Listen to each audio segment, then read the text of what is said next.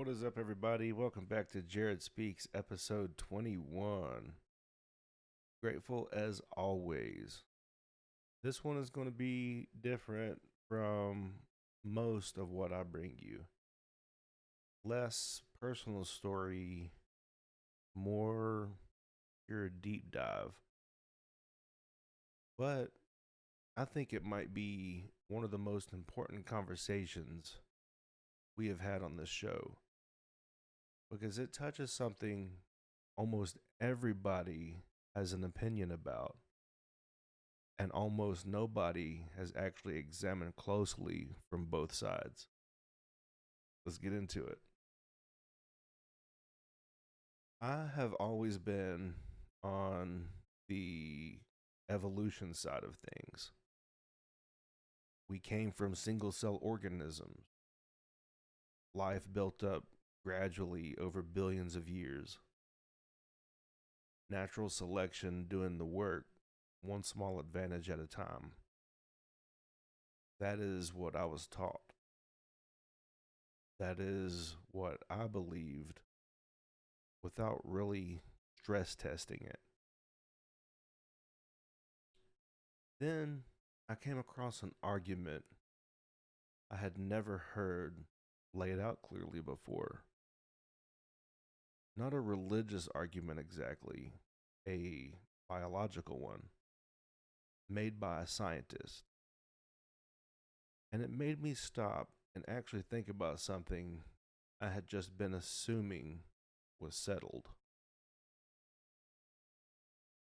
The argument is called irreducible complexity. And today we are going deep into it.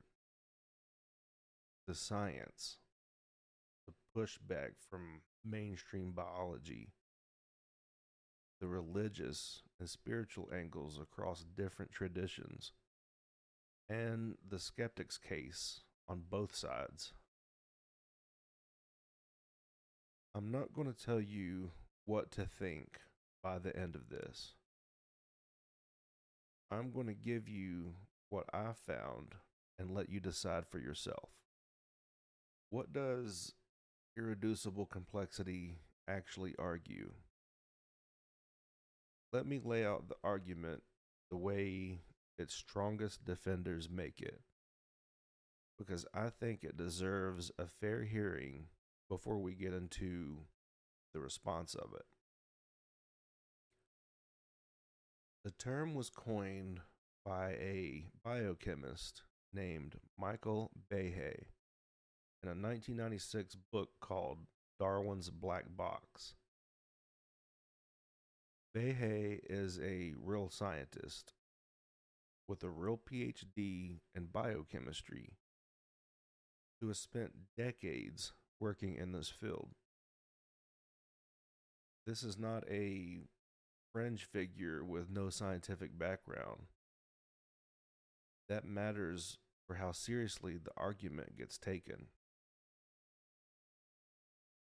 Here is the core claim. Some biological systems are made up of multiple parts that all have to be present and working together at the same time for the system to function at all. Remove any single part and the whole system does not work. A little worse. It stops working completely. It provides zero benefit. And here's why that matters for evolution specifically. Natural selection, as classically understood, works by gradual improvements. A slight advantage gets selected for, passed on, and built upon over generations. But if a system only works when every single piece is already in place, if a halfway built version of the system gives no advantage at all, then natural selection has nothing to select for during all those in between stages.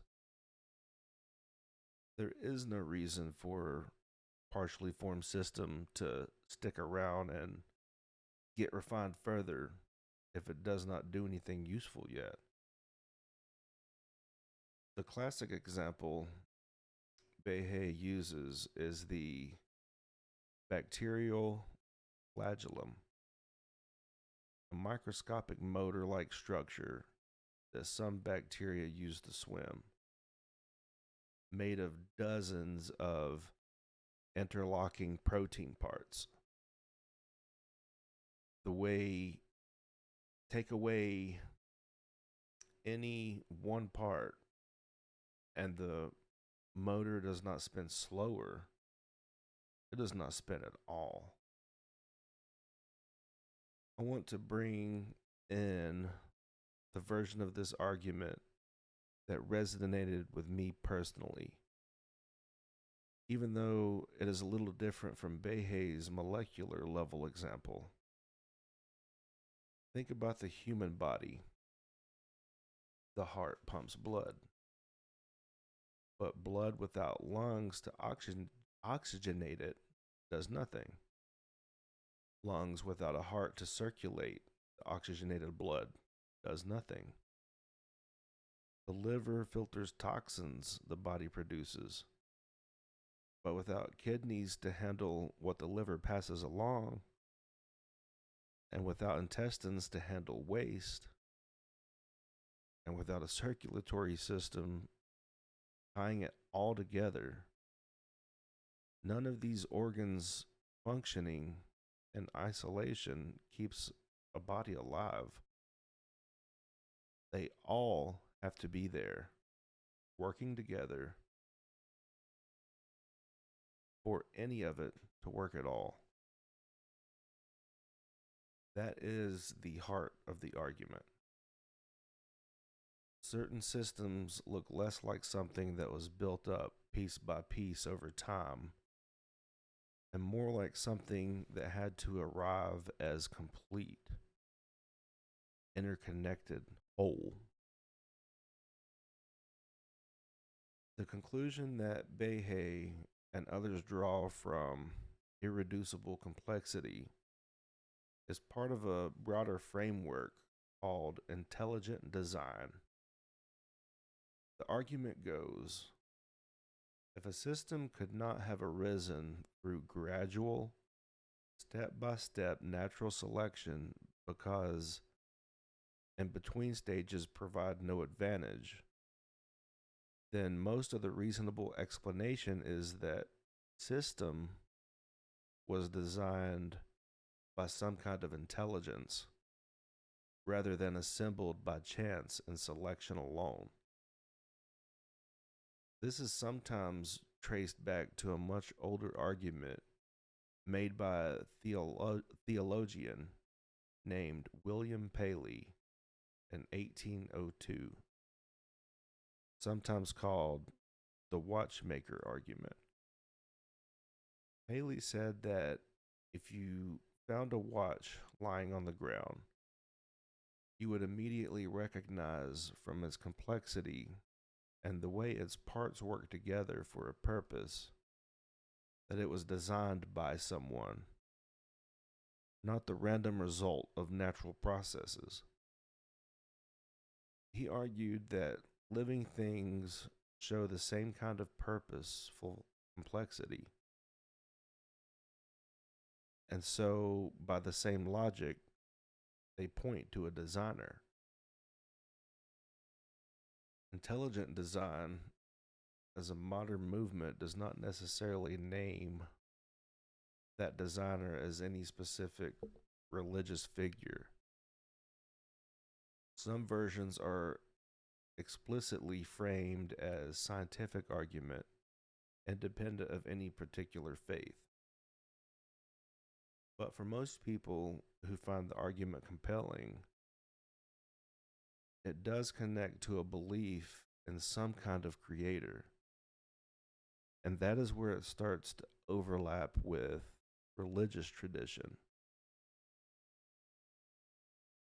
I think this is worth pausing on because what is interesting is how many different religious traditions, completely independent of each other, arrive at the same version of the same basic idea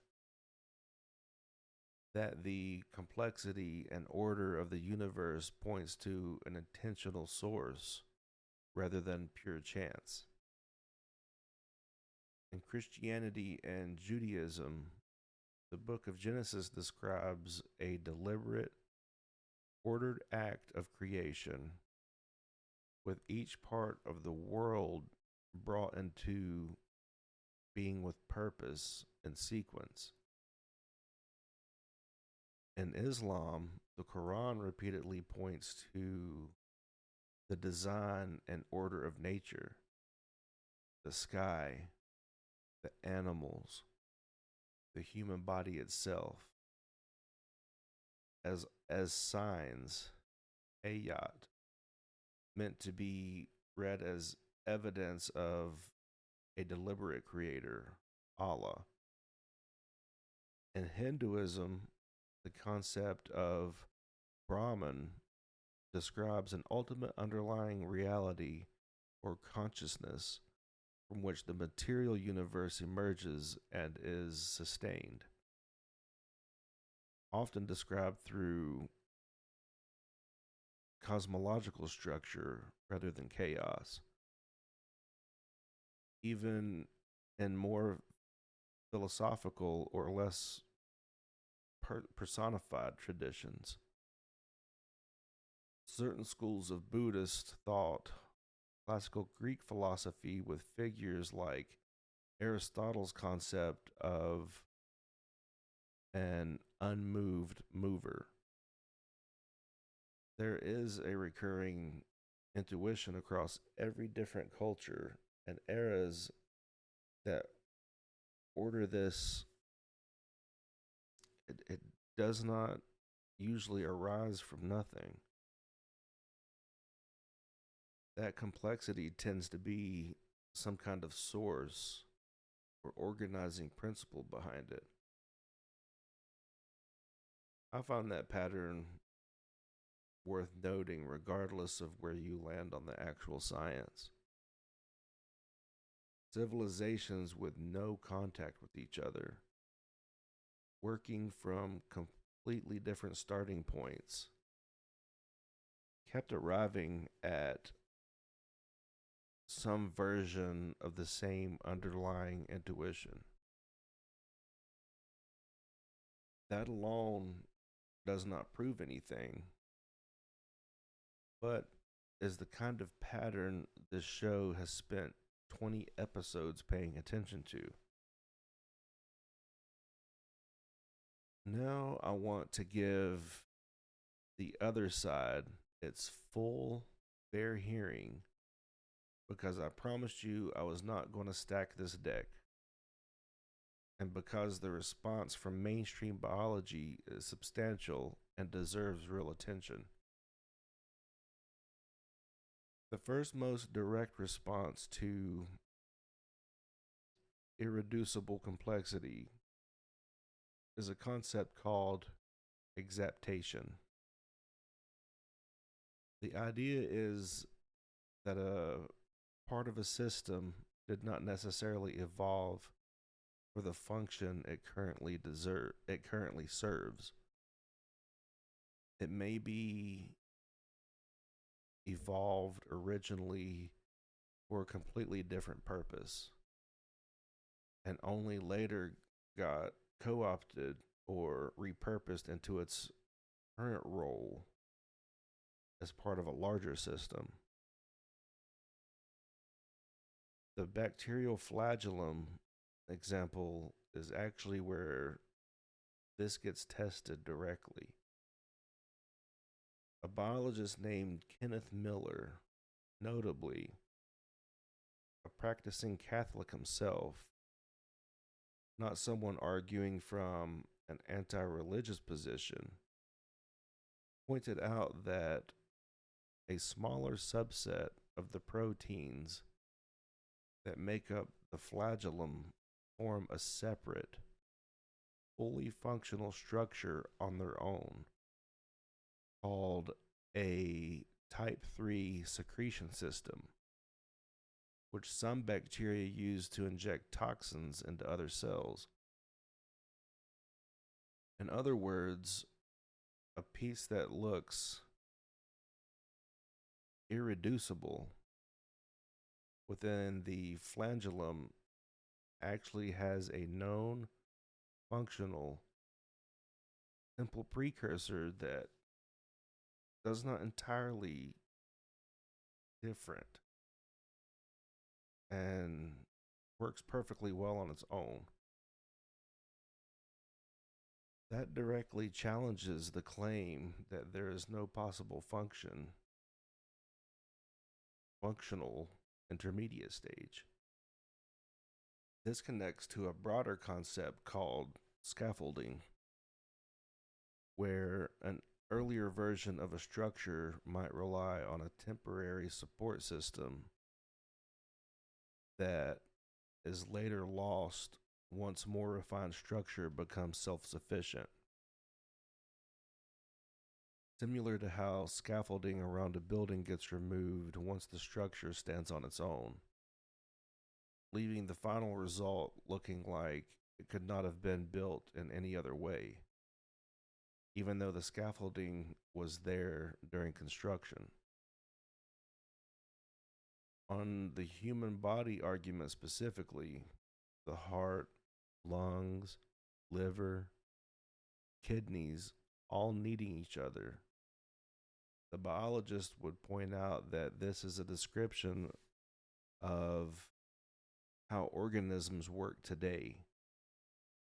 After an enormous amount of coevolution, not necessarily a claim about how they had to arise together from the very beginning. Very simple organisms today survive without anything resembling a heart or lungs at all. Single celled organisms exchange gas directly across their cell membrane with no circulatory system whatsoever.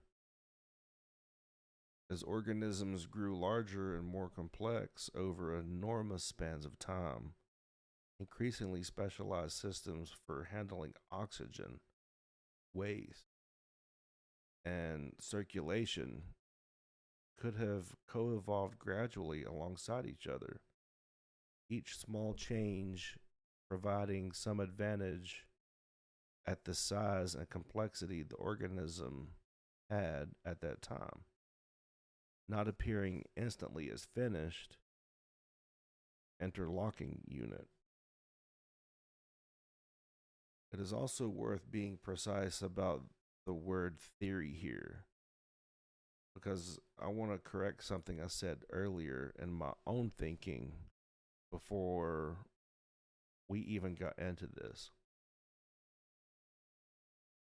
In everyday language, theory often means a guess or a hunch. In science, it means something very different. A scientific theory is the highest level of confidence science assigns to an explanation, the framework that has been tested, retested, and supported by a large and consistent body of evidence across multiple independent lines of research. The theory of evolution sits in the same category, scientifically speaking, as the category of gravity or germ theory. Calling it just a theory misunderstands what the word means in a scientific context. I think it's worth knowing that this exact debate has already played out formally in a courtroom. In 2005, a federal court case called Kitzmiller versus Dover Area School District examine whether intelligent design could be taught in public school science classrooms as a scientific alternative to evolution. The judge, John E. Jones III, who, worth noting, was himself a conservative judge appointed by a Republican president, not someone with an obvious ideological motive to rule against religious belief, issued a detailed ruling concluding that intelligent design is not science. The court found that it does not generate testable predictions in the way scientific theories are required to, and that it is fundamentally a religious or philosophical position rather than a scientific one, regardless of the legitimate scientific credentials of some of the people who advocate for it.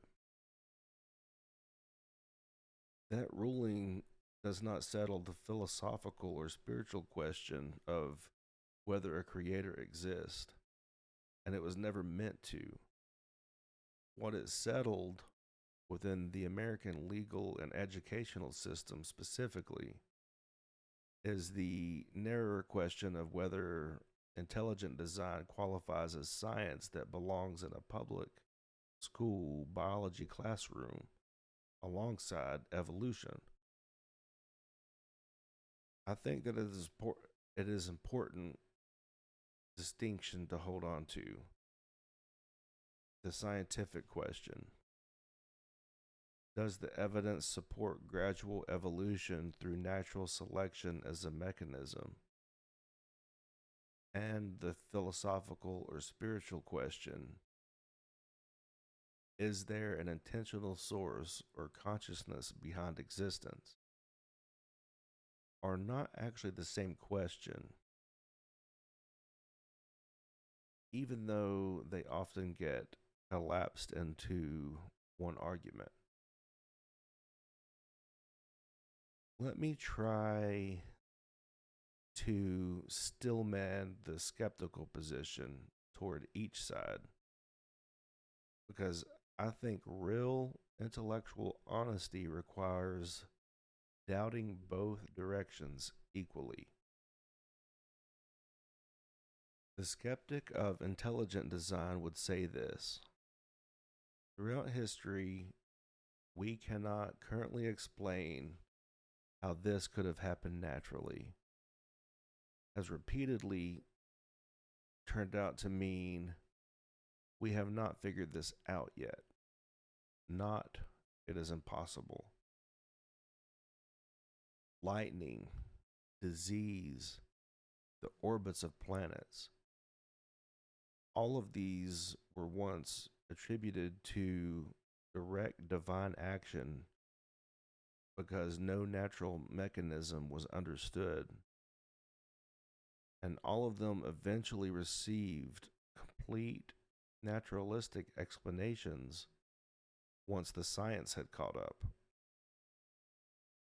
The skeptic would argue that irreducible complexity claims have a track record of being explained through exaptation and scaffolding once researchers look closely enough. The bacterial flagellum being a direct example, and that betting on we cannot explain this yet, therefore a design did it, has historically been a losing bet for science specifically. The skeptic of pure unguided evolutionary explanation would say this: the sheer improbability of the right mutations occurring in the right sequence, combined with genuinely staggering complexity and apparent fine-tuning of basic physical constants that allow complex chemistry and life to exist at all in this universe, is being waved away too quickly by an automatic assumption that given enough time, anything can happen. Enough time is not infinite time. And some skeptics argue the math on pure chance does not actually work out as comfortably as it is often presented. Even accounting for natural selection during non random selective work on top of random mutation. Both of those skeptical positions deserve to sit in the room together. I'm not going to resolve that tension for you tonight, but I do not think it's actually mine or anyone's to resolve with total certainty. I want to bring this back to the thread that has run through this entire show because I think it belongs here. Whether you land on evolution alone, intelligent design, or some version that holds both, a designed universe operating in part through evolutionary mechanisms as the actual method, this question sits right next to everything we've already explored about consciousness. The near death experience episode raised the question of whether consciousness is produced by the brain or received by it, like a radio receiving a signal rather than generating one. If consciousness is something received rather than purely manufactured by biology, that opens a door to the same kind of question we're asking today about biological complexity. Is what we are looking at, in both cases, the result of blind mechanical process alone? Or is there an organizing intelligence underneath the whole process itself? Whether you call that intelligence a creator, source of consciousness, or something that we do not have language for.